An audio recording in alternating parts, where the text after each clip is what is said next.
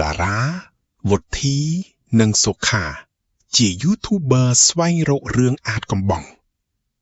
ពួកគេទៅថតវីដេអូនៅព្រៃមួយដែលគេល្បីថាមានគ្រូអាគមរស់នៅអ្នកភូមិប្រមានថាអ្នកណាចូលព្រៃពេលយប់មិនដែលត្រឡប់មកវិញទេយប់ដំបូងពួកគេឮសំឡេងខ្សឹបជុំវិញតង់និងឃើញស្រមោលខ្មៅនៅចន្លោះដើមឈើពេលព្រឹកពួកគេរកឃើញស្នាមជើងចម្លែកជុំវិញតង់សុខាចាប់ផ្ដើមឈឺនិងនិយាយដូចមនុស្សផ្សេងយប់នោះកាមេរ៉ាថតបានស្រមោលបុរសចាស់ឈរមុខផ្ទះចាស់ភ្នែកគាត់ក្រហមហើយកំពុងសូត្រមន្តតារាចង់ចូលផ្ទះចាស់ទោះអ្នកទាំងអស់គ្នាខ្លាចក៏ដោយខាងក្នុងពោពេញដោយរូបមន្តអាគមក្បាលសត្វនិងទៀនខ្មៅវុធីរកឃើញសៀវភៅមន្តអាគមចាស់មួយដែលសរសេរថាអ្នកដែលដាស់វិញ្ញាណនឹងคล้ายជាចំណីរបស់វាពួកគេចង់រត់ចេញពីព្រៃតែដើរប៉ុន្មានម៉ោងក៏ត្រឡប់មកកន្លែងដើមពេលយប់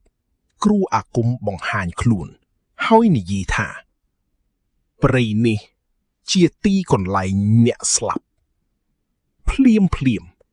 អប់ខ្មៅព័ទ្ធជុំវិញពួកគេសុខាបាត់ខ្លួនក្នុងព្រៃ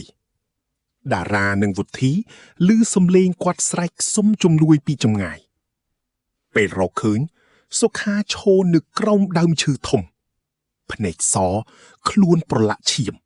និងញញឹមចម្លែកវុធីអានសៀវភៅអាគមហើយដឹងថាគ្រូអាគមធ្លាប់ជាមនុស្សធម្មតាតែបន្ទាប់ពីធ្វើពិធីខ្មៅគាត់បានលក់ព្រលឹងឲ្យវិញ្ញាណព្រៃមានវិធីតែមួយគត់ដើម្បីរស់គឺបំផ្លាញសៀវភៅមន្ត្រាគ្រូអាគមចាប់សុខាទៅធ្វើពិធីបូជាក្នុងប្រាសាទចាស់កណ្ដាលព្រៃមានទៀនរាប់រយនិងសាកសពជាច្រើនតារានិងវុធីព្យាយាមជួយមិត្តរបស់ពួកគេមុនពេលប្រច័ណ្ឌពេញវង្សឡើងភ្លៀងធ្លាក់ខ្លាំងពិធីអាគមចាប់ផ្ដើមគ្រូអាគមសូត្រមន្តខ្យល់បក់ដូចព្យុះវុធីយកសៀវភៅមន្តទៅដុតប៉ុន្តែវិញ្ញាណខ្មៅចាប់ផ្ដើមលេចឡើងពេញព្រៃតារារកឃើញថាត្រូវមានមនុស្សម្នាក់នៅក្នុងព្រៃដើម្បីបិទមន្តអាគមគាត់សម្រេចលះបង់ខ្លួនឯងដើម្បីឲ្យវុធីនិងសុខារត់គេចបានវុធីនិងសុខារត់ចេញពីព្រៃបានជោគជ័យ3 ខែក្រោយពួកគេអាប់ឡូតវីដេអូចុងក្រោយទៅ YouTube ប៉ុន្តែនៅវិនាទីចុងក្រោយនៃវីដេអូមានសំឡេងតារាខ្សឹបថាខ្ញុំនៅទីនេះមកយកខ្ញុំទៅអេក្រង់ខ្មៅសំឡេងសូត្រមន្តលាន់ឡើងម្ដងទៀត